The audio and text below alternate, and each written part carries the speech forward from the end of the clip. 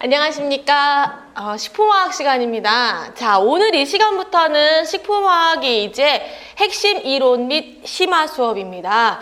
자, 지난 시간까지 저희가 식품화학의 이제 기본 이론을 마쳤거든요. 기본 이론은 아무래도 이제 조금 더 꼼꼼히 원리부터 좀 설명을 드렸던 부분이 있었고요.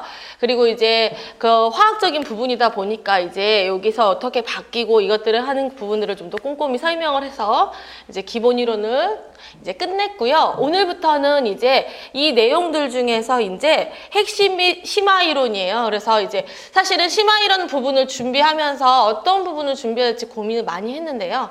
이렇게 이번에 이제 서울시라든가 공개되어 있는 문제라든가 지금까지 기출되었던 이제 식품화학 문제를 봤을 때 우리가 뭐 연구사를 준비하신다거나 아니면 공통과 뭐 공채를 준비하신다거나 식품화학을 준비하시는 분들이 할 수 있는 이게 접할 수 있는 문제들 수준의 그 심화적인 부분과 그 다음에 핵심 이론. 그래서 이런 부분들을 다시 짚어줘야겠다라고 생각을 했어요.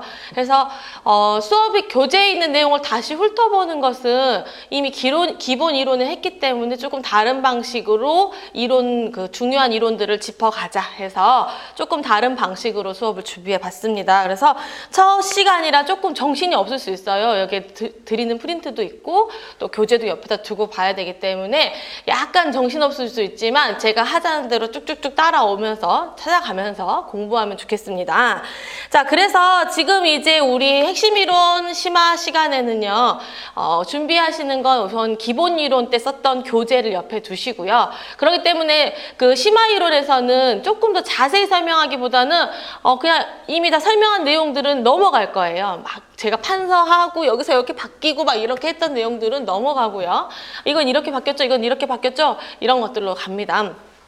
그래서 교재 옆에다가 잘 두시고요. 그래서 그 기본 이론을 다 수강을 먼저 여러 번 하셔서 책에다 정리를 잘 해두세요. 잘 해두신 다음에 공부를 합니다. 그래서 추가된 내용들 옆에다 적거나 제가 드린 프린트를 옆에다 참고해서 서브노트에다 붙이셔도 좋습니다. 자, 그래서 교재 준비하시고요. 그 다음에 제가 프린트를 두 가지 패턴으로 드립니다. 첫 번째는 문제가 나열되어 있는 프린트고요. 그 다음에 다른 하나는 이제 이 문제에 대한 해설 내용이라든가 아니면 조금 더 보충 내용. 그죠? 우리가 이론 교재에서 빠진 애들이 있어요. 기존에 이제 예를 들어 뭐 당량이라든가 그다음에 변성 전분이라든가 이런 부분들이 빠진 것들을 추가적으로 또 여러분들에게 설명을 해드릴 생각이에요. 그래서 이렇게 문제 놓고 그 다음에 해설하는 내용들 보충 이론 프린트 이렇게 두 가지를 준비해 두시고 세 개를 놓은 상태에서 이제 공부를 하시면 되겠습니다. 자, 각 단원별로 이제 토픽을 정리할 겁니다. 첫 번째 이제 수업에 들어가기 전에 각 단원별에 이 수분이다 그러면 어떤 토픽들이 자주 나오는지에 대해서 토픽을 정리할 거고요. 그 다음에 이 단원들 중에서도 특히 자주 빈번하게 출제가 되는 부분이 있어요. 그런 부분은 기본 이론 때처럼 좀 더 꼼꼼히 볼 겁니다. 그 부분에 대해서 다시 이론 부분을 다시 들어가서 찾아보는 것보다 여기서 핵심 이론 부분에서 예를 들어 펙틴이라든가 펙틴 자주 나오죠. 그 다음에 노화가 자주 나와요. 그러니까 노화에 영향을 주는지 사실 어렵지 않거든요. 어렵지 않지만 헷갈리는 부분들이 있으니까. 그리고 이제 어떤 표현으로 나오냐에 따라서 내가 자주 익숙하게 보지 않은 표현이 나오면 당황하거든요. 그래서 노화라든가 뭐 펙틴이라든가 그 단당류에서 생각보다 알코올, 그 당 유도체 부분들이 자주 출제가 되니까 이런 부분에 대해서는 다시 조금 더 꼼꼼히 수업을 할 거고요. 그리고 이 문제의 방식은 단원별 내용 정리가 되어 있는데 각각을 이제 막 전부 다시 들어가서 포도당은 뭐가 있고 가당은 뭐가 있고 다 설명하기보다는 내용 중심을 문제로 해놨는데 문제 패턴은 옆에 아무것도 안 써져 있으면 OX예요. OX로 쓰시면 되고 그 다음에 괄호가 있으면 괄호를 넣으시면 되고 그 다음에 연결지으라는 거에서 다 골라서 순서대로 써라고 연결지으라는 거 연결지어서 풀어보시면 됩니다. 문제 방식은. 자, 그래서 이 문제를 먼저 다 푸신 다음에 지금 제 동영상 보고 계시면 문제를 먼저 다 푼 다음에 해설 동영상을 시청을 해야 훨씬 더 공부 효과가 좋아요. 그냥 선생님이 풀어준 대로 그냥 적어야지 이렇게 하시면 안 되고요. 이왕 공부를 하실 때 이미 기본 이론 어느 정도 꼼꼼히 하셨으면 내가 어느 정도 공부하고 있는지 테스트하고 싶으시잖아요. 저한테 이게 Q&A에 질문 올라오는 부분 중에 지금 아직 우리가 단원별 기출이 안 들어갔기 때문에 문제집을 풀어보고 싶다. 문제를 좀 더 풀어보고 싶다. 이런 부분들이 막 이렇게 질문하시는 분들이 있거든요. 근데 내가 얼만큼 공부했는지 이론만 하다 보면 잘 모르니까 심화 핵심 이론 들어가기 전에 가로라든가 이런 것들에 뭐가 있는지 한번 넣어보세요. 넣어가지고 다 풀어보고 틀리면 틀린 대로 답을 못 쓰면 못 쓴 대로 고민 한번 해보시고 영상을 보는 거예요. 그럼 훨씬 더 이거구나 라고 기억이 훨씬 더 선명하게 남을 겁니다. 자, 그리고 이제 문제의 지문은요. 우선은 두 가지 원칙을 했어요. 첫 번째는 뭐냐면 지금 제가 쓰는 교재에 있는 표현보다는 다른 책에 나오는 교재, 똑같은 내용을 다른 책엔 다른 표현으로 쓰잖아요. 이런 것들을 참고하려고 노력을 했어요. 그리고 하나는 우리 식품화학 여러분들 이제 기출문제들 풀어보셨죠? 연구사 문제들 공개된 애들 있잖아요. 공개 안 된 것들은 이제 복원을 해도 기억력에 한계가 있기 때문에 짧아요, 지문들이. 근데 공개된 거 보시면은 굉장히 지문이 길고 빽빽하죠. 근데 시험지는 아마 빽빽하지 않았겠지만 이제 이렇게 공개시킬 때 아마 압축해가지고 빽빽하게 돼 있어서 약간 매지가이처럼 더 보기 힘들잖아요, 사실은. 근데 지문이 거의 2줄씩 들어가죠. 그래서 지문이 길기 때문에 빠르게 읽으면서 이 지문에서 틀린 부분은 빨리빨리 찾아내야 되거든요. 근데 이건가? 다시 다른 지문 볼까? 3번도 이거였던가? 하다 보면 4번인가? 하다 보면은 이건 뭐지? 그럼 다시 처음부터 읽으면 갑자기 속도가 또 늦어지고 시간이 많이 거기서 세이브되지 못하니까 이런 속독 능력도 좀 늘리고 그 다음에 지문을 좀 길게 하고 이랬으며 이랬고 저랬고 이렇게 이 내용을 하나의 문장에 압축을 해가지고 하는 패턴으로 좀 됐습니다. 그래서 빨리빨리 찾아서 했으면 좋겠고 그래서 복습도 하고 정리도 하고 이렇게 준비를 했습니다. 그래서 지금 이제 각 단원에 있는 내용들별로 이제 문제도 봤다가 문제가 없는 내용은 문제가 자주 나오지 않는 부분들은 이론만 보고 또 넘어갈 거예요. 그러니까 제가 공부하는 순서대로 따라오시면 되겠습니다. 자, 첫 번째 파트는 이제 수분입니다. 자, 수분은 무조건 한 문제 이상 나옵니다. 2문제까지 나옵니다. 수분은. 그죠? 알고 계시죠? 자, 근데 수분은요, 나오는 문제가 정해져 있어요. 그리고, 등원 흡수 곡선만 정확히 알고 있으면 어려운 건 하나도 없어요, 사실은. 자유수 결합수에서 틀린다. 이러시면 안 됩니다. 그죠? 자유수 결합수에서 내가 자꾸 틀린다. 이러면 합격이 자꾸 멀어지는 거예요. 그죠? 이런 쉬운 거 말고, 그 등원 흡수 곡선에서 그것도 다 외우고 계시겠지만 간혹가다 이렇게 결합 부분을 조금 더 어렵게 표현한다거나 내가 듣도 보도 못한 내용이 조금씩 언급이 되면서 그 한두 단어 때문에 헷갈릴 수 있는 것 빼고는 수분은 어렵지 않습니다. 그래서 수분 파트를 보면 먼저 항상 물의 구조가 나오죠. 우리 물이라는 게 그 수분이라는 게 구조가 얘가 가지고 있는 18이라는 분자량과 비슷한 애들하고 굉장히 다른 특성을 가지고 있기 때문에 구조가 먼저 언급이 된 다음에 물의 성질이 나옵니다. 또 앞에 개요 부분에서는 물의 작용, 그래서 우리 몸에서라든가 식품에서라든가 물이 어떤 역할을 하고 있는지도 나옵니다. 그리고 성질 부분에서 기화열이라든가 융점이라든가 비중이라든가 이런 부분에서 수분만이 가지고 있는 특성들이 나옵니다. 자, 이 물이라고 하는 표현이 지금 우리가 배우는 자유수입니다. 물과 자유수는 똑같아요. 그러니까 우리가 물이라고 하는 일반적으로 일상적으로 쓰는 말은 다 자유수를 표현하고 있죠. 그러면 이런 자유수와 식품과 결합하고 있는 결합수를 비교하는 문제 나옵니다. 그죠? 네, 쉽습니다. 그죠? 대부분 다 외우고 계신다고 생각하고 있어요. 그래서 자유수와 결합수를 배우고요. 그 다음에 어떻게 하냐? 자, 우리가 식품을 하고 있기 때문에 식품화학이니까 식품을 좀 더 오랫동안 저장해서 먹거나 좀 더 미생물의 공격으로부터 안전하게 먹는다거나 그러면서 좀 더 맛있게 먹는 거죠. 중간수분 식품처럼. 그래서 너무 없으면 솔직히 물론 안전한 식품을 먹겠다고 모든 걸 건조시켜서 먹으면 돼요. 그죠? 아니면 우주 비행사식처럼 이렇게 먹으면 되지만 그걸 계속 먹다 보면 내가 이렇게 살아야 되나 삶에 대한 이런 생각이 들잖아요. 그러니까 좀 더 수분이 들어서 촉촉하면서 미생물의 공격은 없으면서 색깔은 좀 덜 갈색이 안 되면서 이런 내용도 있죠. 유지는 산패가 되지 않으면서 이 모든 것들이 누구와 관련되어 있다? 수분 활성도와 관련되어 있죠. 그래서 수분 활성도에 대한 내용이 나오고요. 수분 활성도는 그 두 가지. 뭐죠? 정의. 그죠?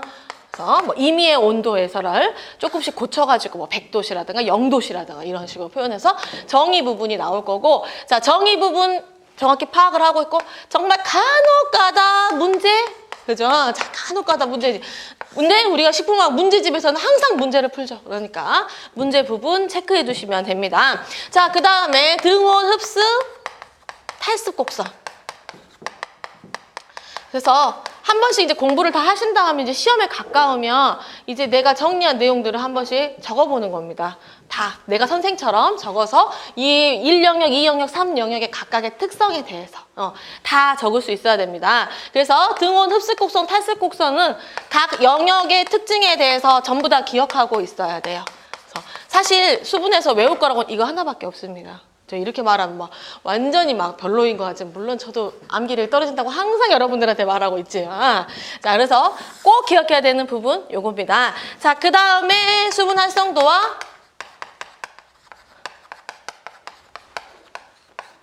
자, 식품의 변화에 대해서 파악해 두시면 됩니다. 그래서 자, 기본 맨 종이에다가 등온 흡습 곡선 그려놓고, 자, 등온 흡습 곡선에 따라서 각각의 식품에 있어서 변화들, 곡선들 있죠, 패턴. 기억해서 그릴 수 있어야 됩니다. 가장 자주 나오는 거 유지식품과 관련된 패턴. 그죠?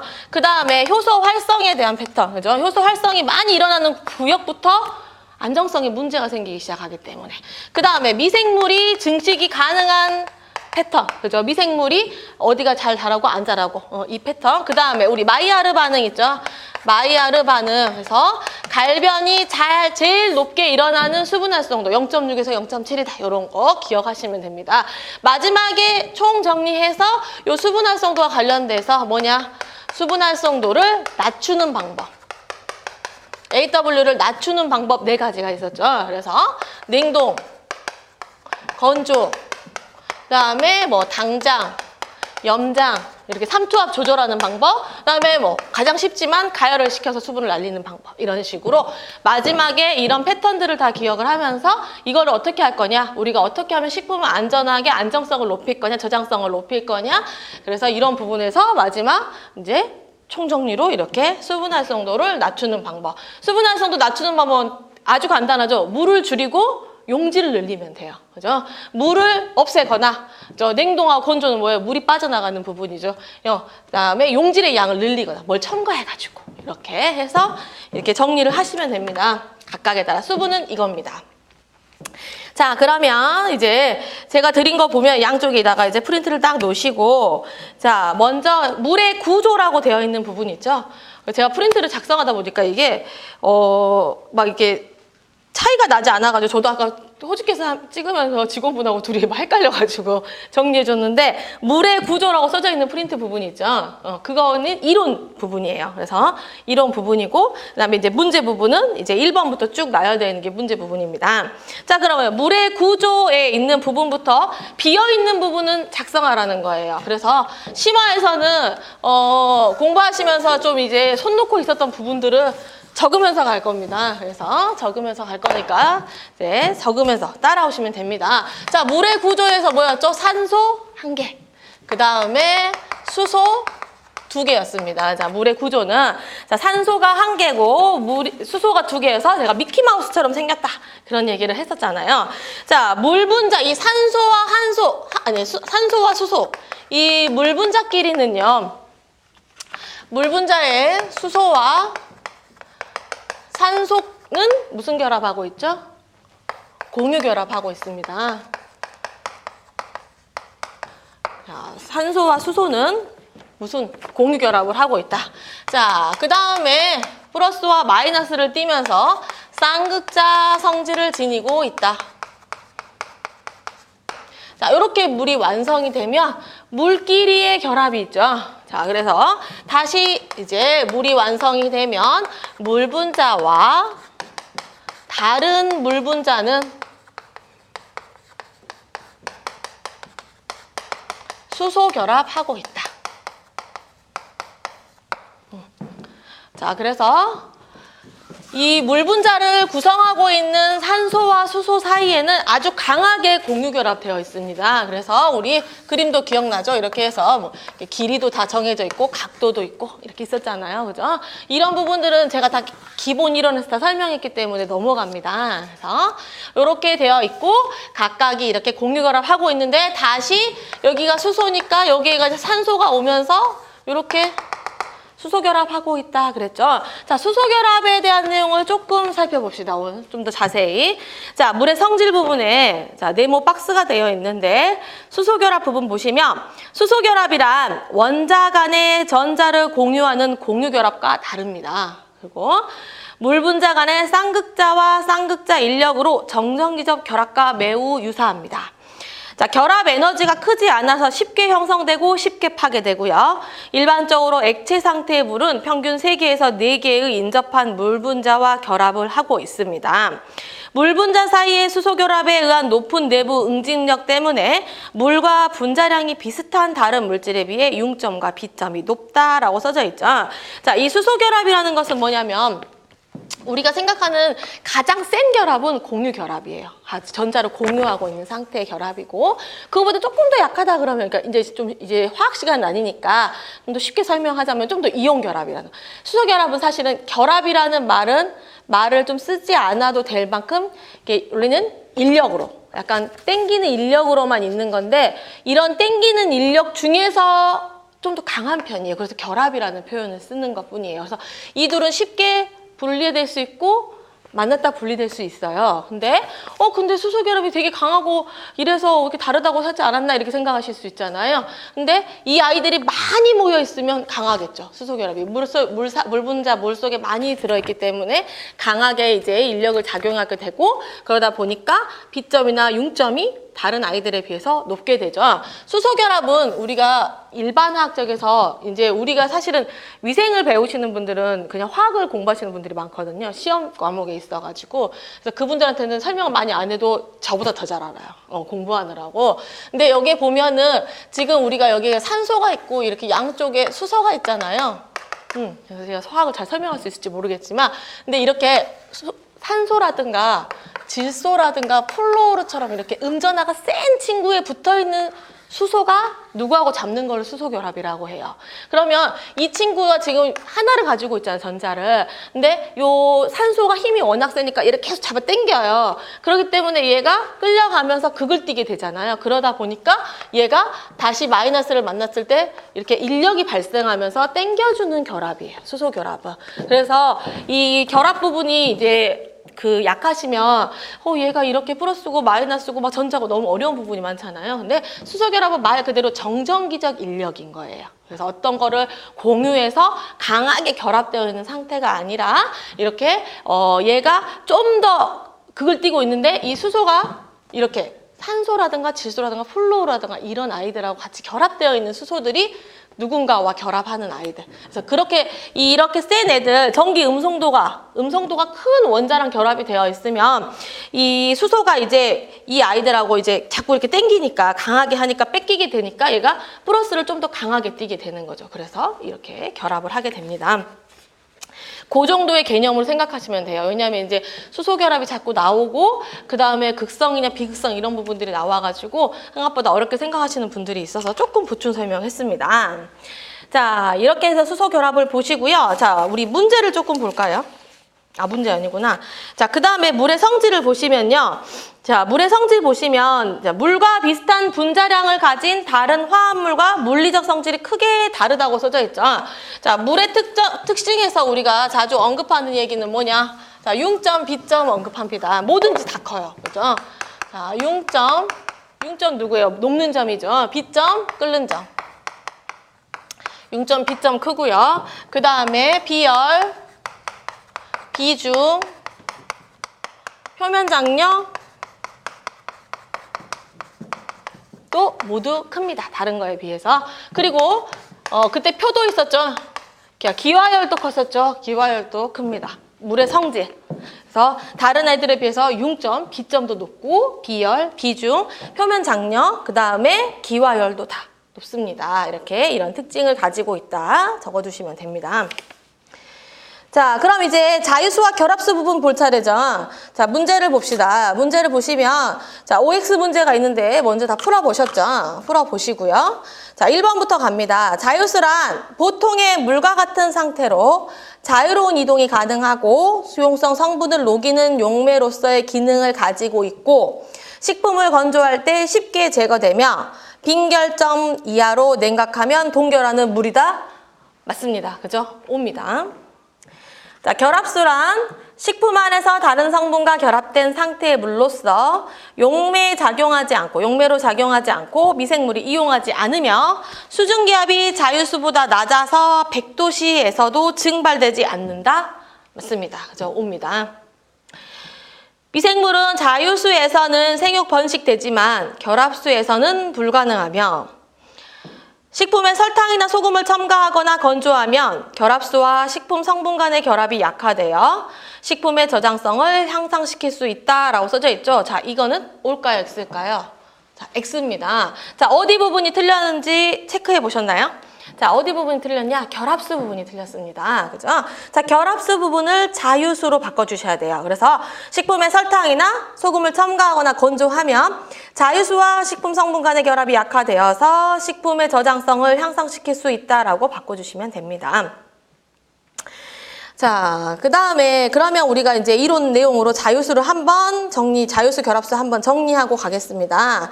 자, 자유수 결합수 우리 표에도 비교해서 정리해 두었는데요. 한번 읽어보고 갈게요. 그래서 머릿속에 딱 입력을 합시다. 자유수 보시면 극성이 크기 때문에 용질, 그러니까 뭐 염류라든가 그 다음에 당류라든가 수용성 단백질이라든가 이런 것들에 대해서 용매로 작용할 수 있고 건조시키면 제거되고요. 0도씨 이하에서 동결됩니다. 자, 4도씨에서 밀도가 가장 크고 동결에 의해서 부피가 팽창되고 쌍극자로서 전자파에 의해 분자가 회전하면서 발열에 관여하고 있습니다. 식품 성분과 관계없이 이동할 수 있어요. 그렇죠? 그래서 이렇게 딱 짜면은 물이 쭉 나오는 애들은 다 자유수죠. 미생물의 번식과 성장에 이용이 가능하고 B점, 융점이 높고 증발열, 용해열, 비열, 표면 장력과 점도가 크다. 화학 반응에 직간접적으로 관여할 수 있는 물입니다. 그래서 식품을 장기간 저장하기 위해서는 우리가 자유수의 양을 줄이는 것이 중요합니다.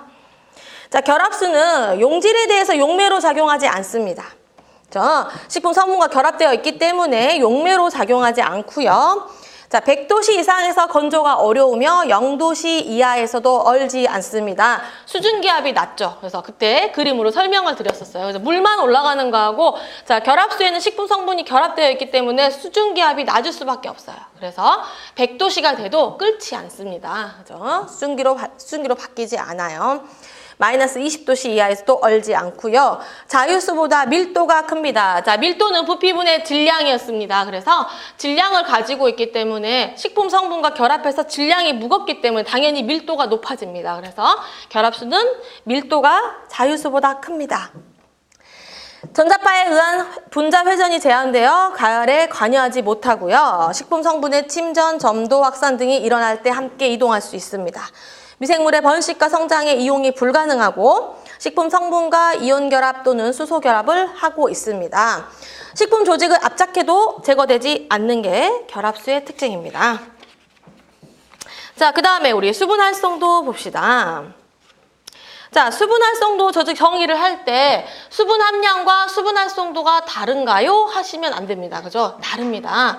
자, 수분 함량과 수분 활성도, 수분 함량을 측정하는 거는 우리가 대학교 다닐 때 식품 분석 시간에 105도씨 상압 건조법 뭐 이런 거 있잖아요. 그래서 100도 이상으로 올려서 수분을 날려가지고 함량에 도달하면 이게 수분 함량입니다. 그러면 그 당시에 그냥 그 식품에 들어있는 수분의 함량을 측정하는 것뿐이고, 자, 수분 활성도라는 건 뭐냐면 대기 중에 수분이 계속 바뀌기 때문에 이 식품에 있는 수분의 조성이 계속 바뀌기 때문에 이제 이 대기의 영향을 따져서 수증기압을 고려한 것입니다. 그래서 실제로 이 식품에 영향을 줄 수 있는 수분의 양, 그래서 수분의 함량보다는 수분 활성도가 훨씬 더 중요하다. 그리고 훨씬 더 밀접한 관련이 있다. 이렇게 설명을 한 적이 있습니다.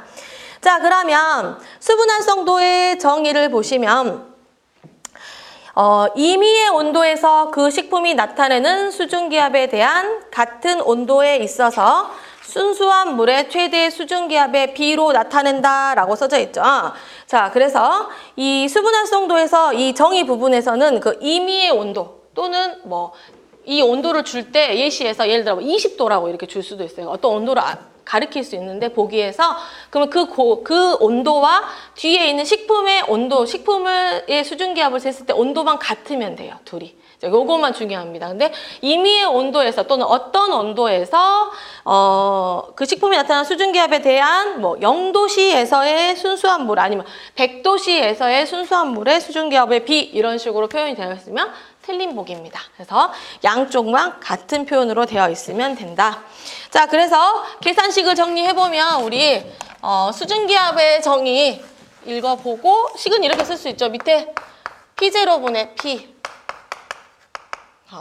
순수한 물의 수증기압분에 내가 가지고 있는 내가 측정하려고 하는 식품의 수증기압으로 재시면 되고 라울의 법칙에 따라서 계산할 수 있죠. 용매의 몰수 더하기 용질의 몰수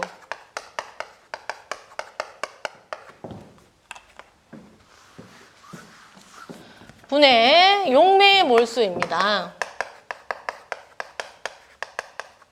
자, 여기서 용매라는 표현은 우리가 물로 바꿔줘도 됩니다. 그죠? 물로 바꿔줘. 그러니까 물의 몰수라고 써도 되고요. 용매의 몰수라고 써도 됩니다. 자, 용질의 몰수고요.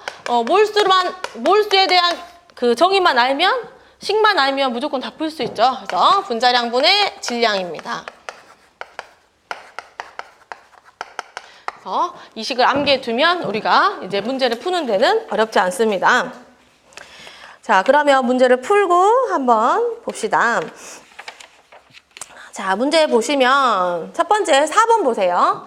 자, 식품을 방치하면, 자, 가로넣기입니다. 가로넣기 다 넣으셨죠?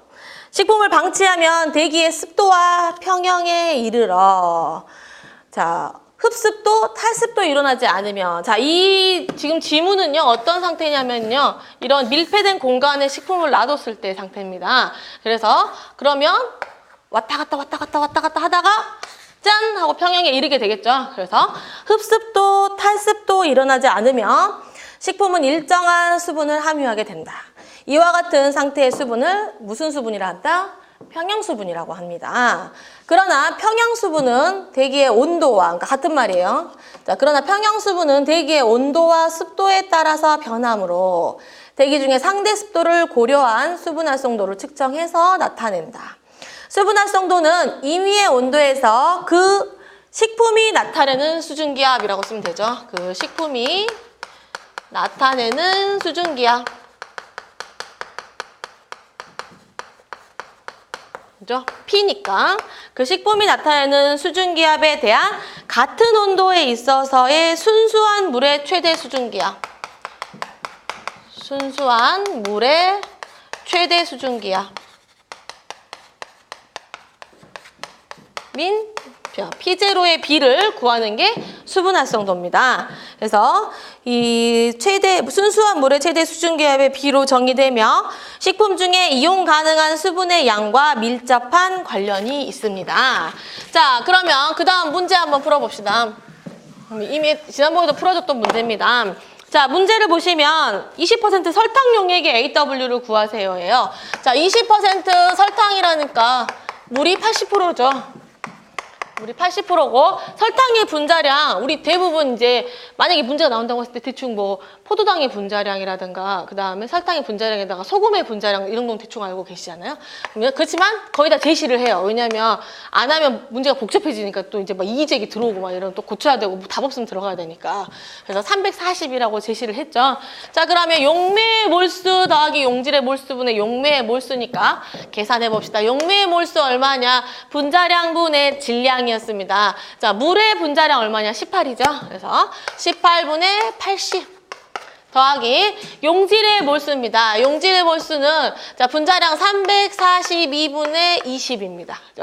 자, 위에 분자에는 용매의 몰수가 들어가죠. 18분의 80 이렇게 됩니다. 그래서 시간을 아끼기 위해 계산해 온 거죠, 제가. 그래서 4.4 더하기 0.06이고 4.4를 하면 얼마가 나오냐? 0.99가 나옵니다. 그래서 0.99가 나온다. 수분 활성도는. 이렇게 구하시면 됩니다. 이게 굉장히 제일 간단한 문제고, 문제 중에는 뭐 설탕 20%에 물은 30% 이런 거 있잖아요. 그러면 각각의 여기다 만약 물이 30%다 그러면 여기 30으로 바꿔주기만 하면 됩니다. 그래서 이렇게 푸시면 돼요. 자, 그 다음에 이제 우리 등온 흡습 탈습 곡선 한번 보겠습니다. 자, 문제 먼저 풀고 갈게요. 6번 보세요. 자, 식품이 대기 중에 식품을 흡수하여 평형 수분 함량을 나타내는 곡선을 등온 흡습 곡선이라고 합니다. 그죠? 자, 식품이 대기 중에 식품을 흡수했대. 그죠? 못합니다. 그죠? 수분을 흡수하여. 자, 수분을 흡수하여로 고쳐주세요. 식품이 대기 중에 수분을 흡수하여 평형 수분 함량을 나타내는 곡선을 등온 흡습 곡선이라고 하고, 식품의 수분이 대기 중에 증발하여 평형 수분 함량에 이르는 경우에 얻어지는 곡선을 등온 탈습 곡선이라고 합니다. 그래서 그 각각의 정의는 별로 안 읽어보잖아요. 우리가 곡선 패턴은 자다가도 일어나서 그릴 수 있는데, 그죠? 근데 그것도 패턴도 그리다가 위에가 흡습인지 밑에가 흡습인지 헷갈리시는 분들이 있습니다. 그죠? 자, 이런 부분에서 잘 꼼꼼히 체크를 합시다. 자, 그래서 이런 것을 등온 탈습 곡선이라고 한다.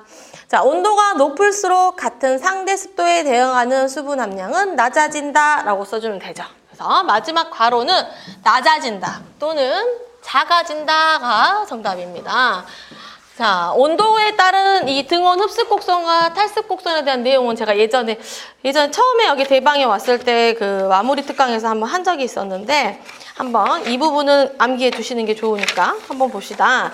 자, 온도에 따라서 이 등온 흡습 곡선에 대한 내용을 보시면 우리 그래프를 그렸을 때 여기 X축 우리가 여기 상대 습도여도 되고요. 수분 활성도여도 상관없습니다. 질문 많이 하시거든요. 자, 수분 활성도가 우리 그 평형 상대 습도 곱하기 100 하면은 수분 활성도에다 곱하기 100 하면 평형 상대 습도 나오죠. 그러니까 상관없습니다. 자, Y축은 수분 함량이죠. 자, 등온 흡습 곡선을 그리게 되면은, 자, 온도에 따라서 등온 흡습 곡선의 패턴이 바뀌게 되죠. 그래서 온도가 올라가면은 흡습 곡선이 낮아지고요. 온도가 올라갔으니까 이 온도, 지금 현재 기준이 되는 온도가 T라고 하면 T에다가 온도가 올라갔을 때는 곡선이 내려오게 되고, 그 다음에 온도가 떨어지게 되면은 이렇게 곡선이 올라갑니다. 그래서 이런 패턴을 기억하고 있으면 됩니다. 자, 그러면 질문을 보시면 온도가 높을수록 같은 상대 습도에서 대응하는 수분 함량은 어떻게 되냐라고 물어봤어요. 자, 그러면 먼저 같은 상대 습도잖아요. 여기 Y축이 같다고 물어보고 있어요. 그래서 같은 상대 습도에서, 여기가 지금 같은 상대 습도라는 기준이죠. 그래서 같은 상대 습도에서 각각의 값을 보세요. 그러면 자, 여기 온도가 올라간 거는 여기 지점을 나타내고 있고, 그 다음에 온도가 떨어지면 여기 지점을 나타내고 있죠. 그래서 자, 같은 상대 습도에서 질문을 보시면 대응하는 온도가 높을수록 같은 상대 습도에 대응하는 수분 함량은 처음보다 낮아졌죠. 그렇죠. 그래서 낮아진다 또는 작아진다 이렇게 쓰시면 됩니다. 그러면 같은 상대 습도에서 온도가 낮을수록 그러면 높아진다 이렇게 쓰시면 됩니다. 수분 함량은. 이걸 이제 그냥 암기로 기억하시려면 어려우시니까 곡선의 패턴을 기억해 두시고, 온도가 올라가면 낮아지고 올라가고, 이렇게 반대로 온도가 올라가면 곡선이 낮아지고 온도가 떨어지면 올라간다.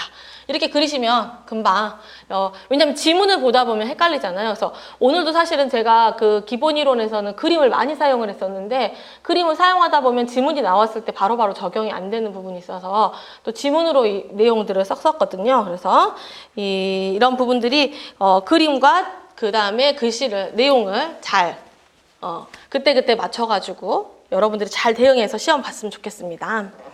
자, 그래서 온도가 높을수록 같은 상대 습도에서 대응하는 수분 함량은 낮아진다라고 쓰시면 되고요.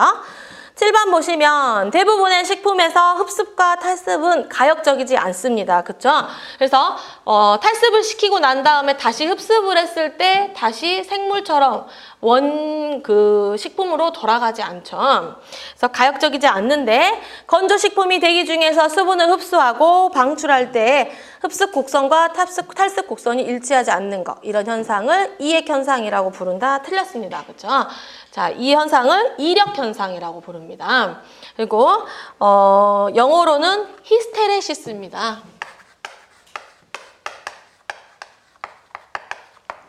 이액 현상은 우리가 우리 물성 파트에서 배웠던 것처럼 이장 현상 또는 이액 현상, 그래서 시네레시스죠. 그래서 이렇게 가만히 놔두면 식품에서 물 분리돼서 나오는 게 이액 현상이고, 이력 현상은 이렇게 흡습 곡선과 탈습 곡선 사이에 이렇게 요 배불뚝이 부분 있잖아요. 이렇게 둘이 일치하지 않는 부분입니다. 그래서 오징어를 말렸어요. 오징어가 여기가 생물 오징어 상태예요. 여기가 오징어를 말렸더니 건조돼서 다시 마른 오징어에 물을 부었지만 여기가 차이가 나서 다시 생물로 변신하지 않는, 그래서 요만큼의 수분의 함량에 차이가 난다라는 부분이죠. 이런 부분을 우리가 이력 현상이라고 하죠. 자, 이력 현상을 우리가 이런 현상이 일어나는 거에 대해서 가설이 두 가지 있죠. 그래서 첫 번째 가설은 잉크병 이론입니다. 왜 물을 다시 똑같이 부어줬는데 안 들어가냐는 거예요. 원위치가 되지 않느냐, 왜 가역적이지 않느냐에 대해서 첫 번째가 이게 다 학설만 있는 겁니다. 잉크병 이론이고, 두 번째는 개방기공학설이죠. 제가 수업 시간 때는 요 개방기공학설 이런 것들을 이제 합쳐서 그냥 설명을 해드렸어요. 모세관이라든가. 그래서 정확히 이제 표현을 하자면 잉크병 이론이라고도 하고요. 그 다음에 개방기공학설이라고도 합니다. 그래서 식품이 있고 이렇게 모세관들이 있는데 이렇게 수분이 이렇게 자유수가 왔다 갔다 할 거잖아요.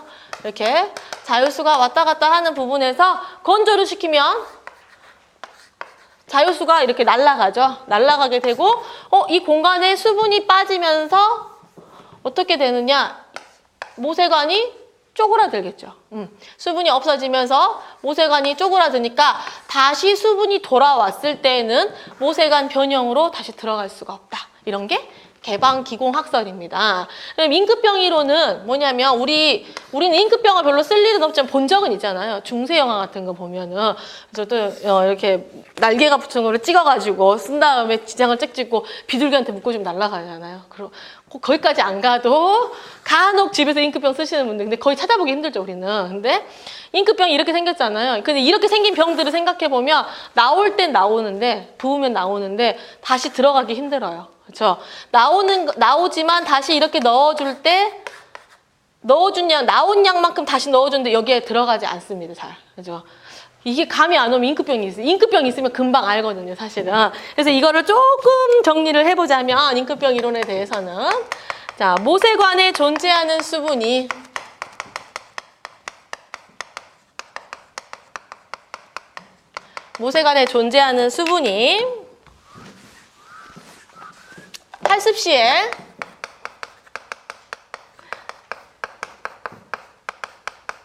탈습 시에 식품으로부터 빠져나갔다가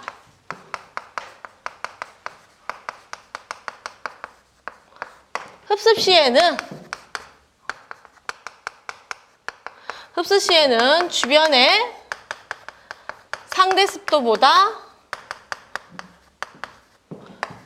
상대 습도가 더 크지 않는 한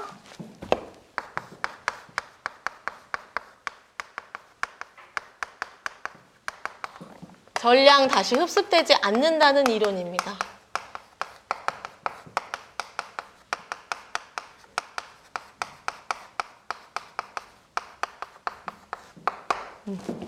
그래서 그러니까 처음에 탈습했을 때 식품에서 빠져나갔지만 흡습할 때는 주변의 상대 습도가 더 크지 않는 한은 전량 다시 흡수되지 않는다라는 표현입니다. 그래서 임급병이 처음에 이렇게 나갈 때 양만큼 다시 이렇게 아무리 부으려고 해도 이렇게 넣어줘도 그만큼이 들어가지 않고 그보다 훨씬 적은 양이 들어가기 때문에 이런 히스테리시스가 일어난다. 그리고 식품으로 했을 때는 우리가 이런 히스테리시스는 전분 식품이라든가 그다음에 단백질 함량이 높은 식품들에서 잘 일어난다고 알려져 있어요. 그래서 우리가 떡이라든가 고기라든가 이렇게 보면 마트 가면은 꽉 이렇게 그 패킹이 되어 있잖아요. 그래서 이런 이력 현상이 잘 일어나는 식품들에는 이런 전분 식품이라든가 단백질 식품이 있다. 이 정도 뭐 기억하셔도 되고요. 참고하시면 됩니다. 자, 이력 현상에 대한 내용을 조금 보충했고요. 자, 8번 봅시다. 자, 8번 보시면 1영역의 수분은 식품의 결합수로 식품 성분 중에 카르복실기나 아미노기와 같은 이온 그룹과 물 분자가 강한 이온 결합을 하는 영역으로 이 영역보다 안정성이 떨어지고 광선에 의해 지방의 상폐가 유발된다. 맞습니다. 그쵸? 자, 9번. 이 영역은 물 분자들이 복수 분자막을 형성하는 영역으로 식품 성분에 대해 용매로 작용하며 식품의 모색 안에 수분이 자유롭게 응결되고 또 이동이 자유로운 상태를 나타낸다. 틀렸죠. 뒷부분이 틀렸습니다. 뒷부분이 3영역에 대한 내용이에요. 어디서부터 시작 3영역이냐? 식품 성분에 대해 여기서부터가 전부 3영역에 대한 내용입니다. 그쵸? 체크하셨죠? 자, 10번. 3영역의 수분은 식품의 품질 저하를 가져오는 여러 가지 화학 반응과 효소에 의한 반응에 이용될 수 있으며 미생물의 증식에도 이용될 수 있다. 수분은 주로 자유수로 존재한다. 맞습니다. 5점. 자, 그 다음에 보시면 한 김에 다 하고 이론을 봅시다. 문제 11번 보시면 미생물 생육에 필요한 최저 수분 활성도 다 암기하고 계시죠? 그죠? 그래서 미생물 생육에 필요한 최저 수분 활성도 항상 순서대로 알려드렸잖아요. 섞어놨어요. 그죠? 자, 가로 안에다 다 넣으실 수 있어야 됩니다. 이건 기본적으로 다 외우셔야 돼요. 얘는. 자, 곰팡이 얼마죠?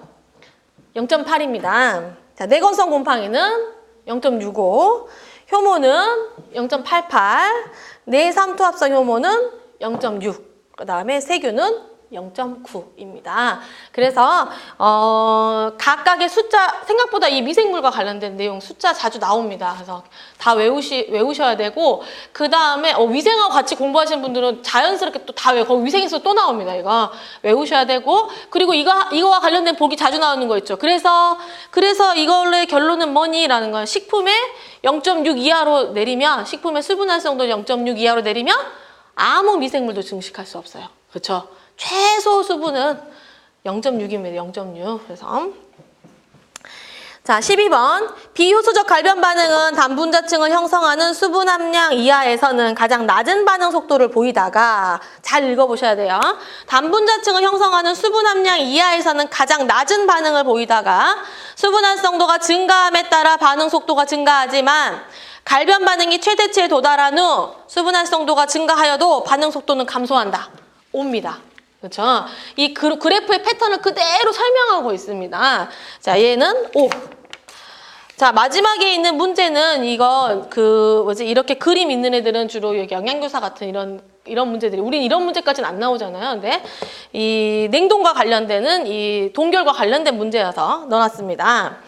자, 다음 그림은 냉동 저장 과정 중 식품 조직 내 수분의 상태 변화에 대해서 표시를 한 겁니다. 식품 조직 내에서 식품을 얼렸을 때 제가 막 여러 번 그림 그리고 설명했던 내용이에요. 그래서 가와 나에 대한 설명으로 옳은 것은, 근데 가와 나에 대해서 어떤 동결이라고 표현 안 하고 그림을 보여준 거예요. 그러면 이 동결의 원리를 알고 있는 사람만 풀 수 있어요. 이 보기를. 그쵸? 자, 가는 무슨 동결이죠? 완만 동결입니다. 나는 급속 동결이에요. 그래서 완만 동결, 급속 동결의 차이에 대해서 옳게 설명한 것은 이 문제 한 줄을 그림 그리고 이렇게 표현한 겁니다. 자, 그래서 이 가는 완만, 나는 급속. 자, 그러면 1번 보시면 육류의 경우 해동 시 나는 가에 비해 많은 드립이 발생한다? 아닙니다. 가가 많은 드립이 발생해요. 완만 동결 시 많은 드립이 발생하고요. 건조 커피나 스프용 건조 채소 제조 시 나보다 가 방법이 더 많이 활용된다? 아니죠. 우리 급속 동결시켜가지고 분말화 시키잖아요. 그렇기 때문에 나가 더 많이 이용이 돼요.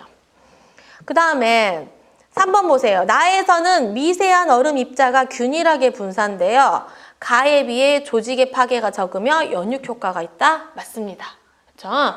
3번은 맞습니다. 자, 4번. 가처럼 수분의 상태 변화가 진행되면 해동 시 물이 유출됨으로써 조직감이 달라지고 효소 반응이나 미생물의 생육이 억제된다.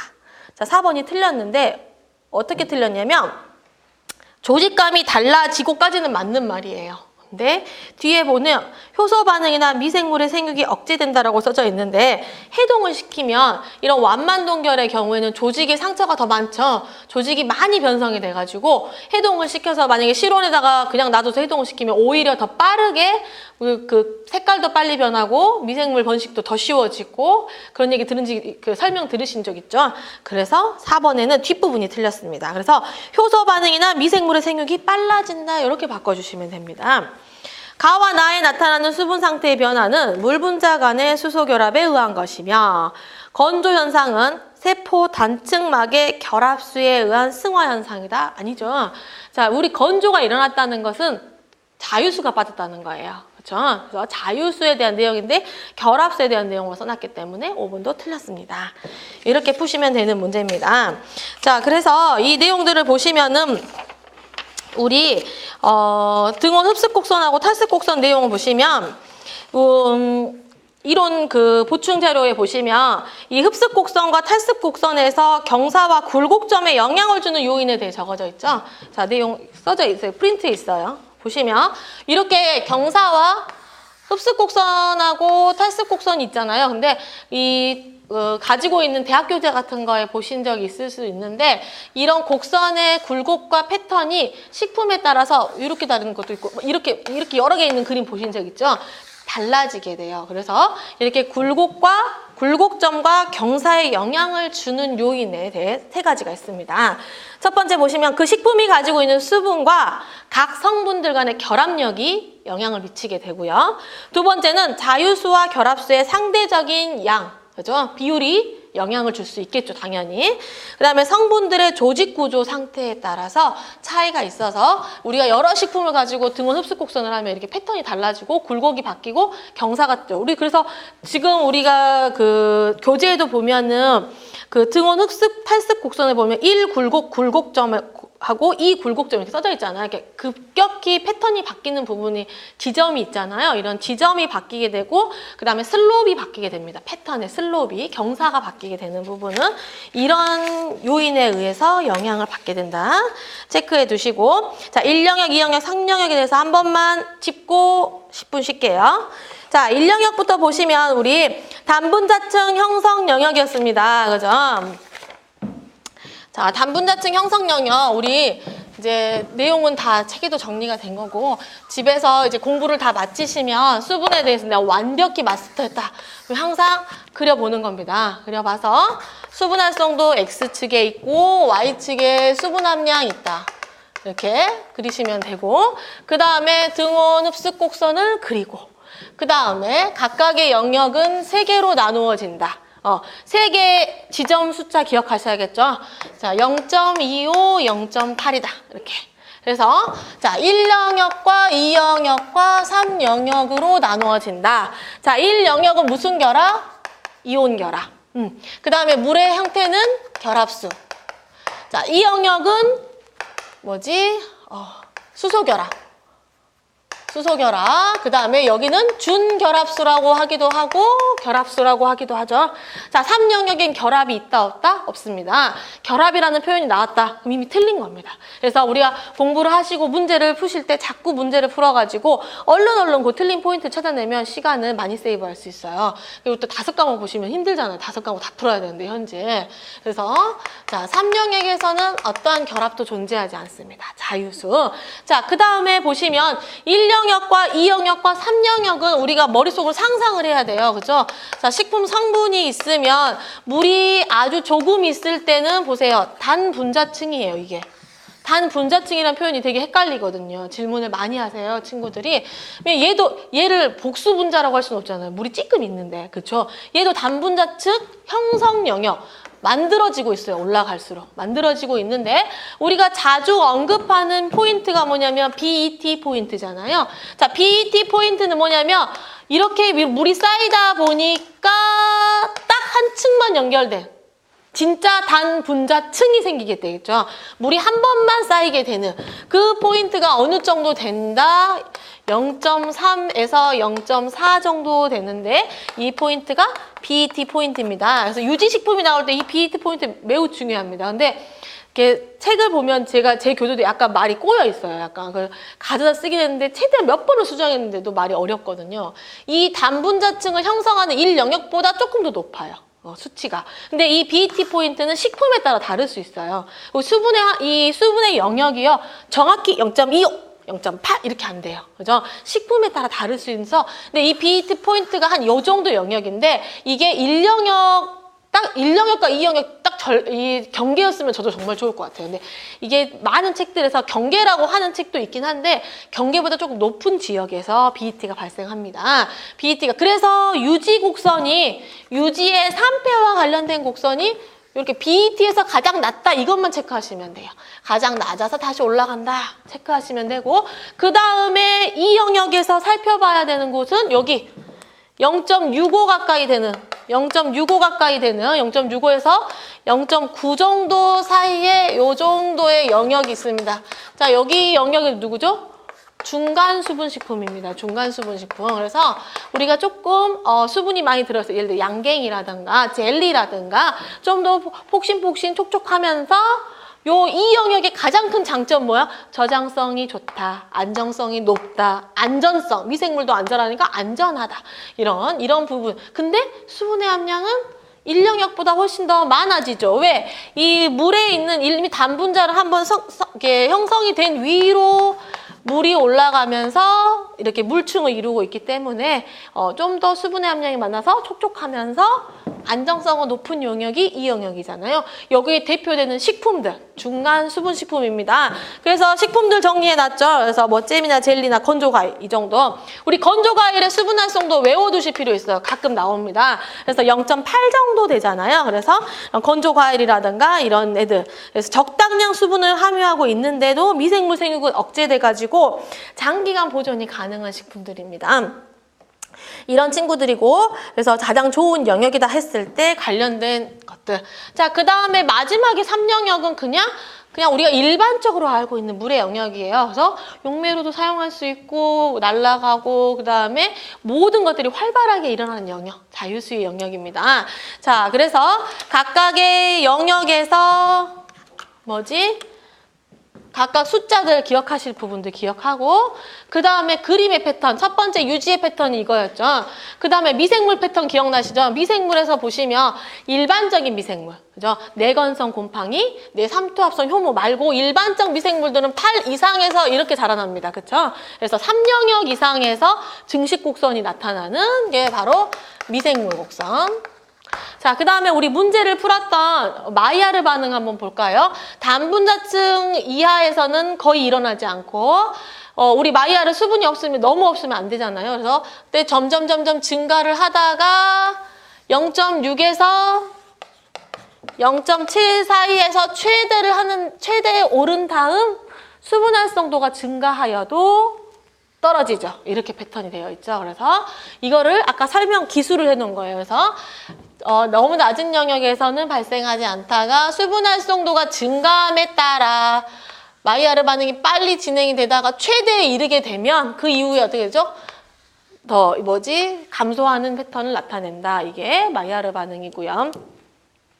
자, 그 다음에 일반적으로 효소 활성 같은 거, 우리 여러 가지 가수분해 효소라든가 화학 반응이 일어나는 효소 활성은 이제 이렇게 이 영역에서 낮게 일어나다 3영역에서 많이 일어나고, 효소 활성은 원래 수분이 있어줘야 많이 일어나거든요. 특히 우리 효소에서 배웠듯이 가수분해 효소가 우리 식품과 관련되어 많이 있잖아요. 그래서 수분이 있는 영역에서 효소 활성도 잘 일어나기 때문에 효소 활성은 수분이 많이 있는 영역에서 활발하게 일어나게 됩니다. 자, 이렇게 수분은 정리를 하고요. 10분 쉬었다가 탄수화물을 합시다.